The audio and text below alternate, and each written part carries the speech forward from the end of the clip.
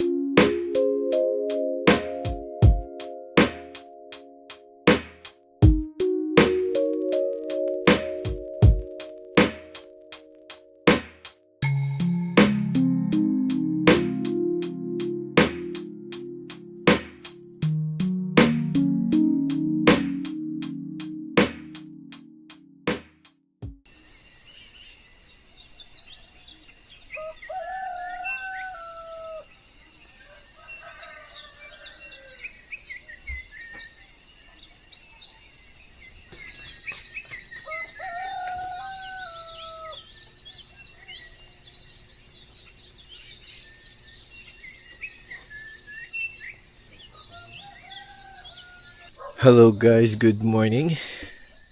So it's 5 a.m. in the morning karon. Guwapo kayo ang view diri sa Misty Heights. Especially aning Sea of Clouds nawa. So sa nakita niyo guys, adili kayo siya tantong daghan but gamay ra to nakita na Sea of Clouds.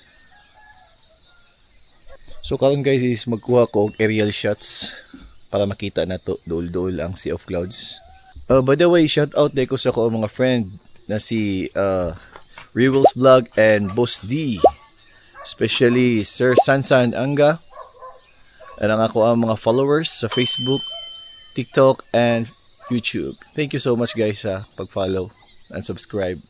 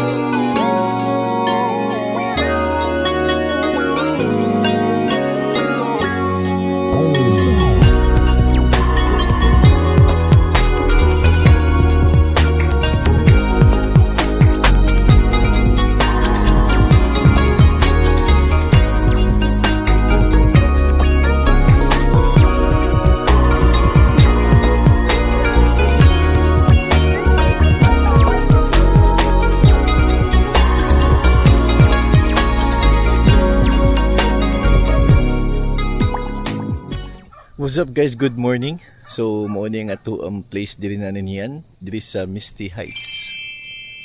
So grabe ka amazing diri guys. Super cold, amazing view.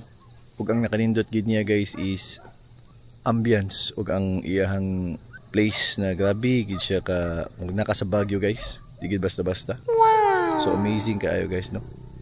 Kapita guys oh. Kapita kay makayang kabugnaw diri. But anyway, very satisfying gyapon ang akong pag-anhi diri with my family.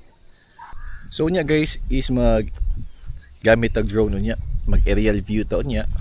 Kay ganina is gikuha lang to na to ang Sea of Clouds, but nagduha-duha og temp og adto didto kay basig manggugma igo siya sa mist. That's why na ako na lang gibalik na lang sa gid ang drone para dili madaot.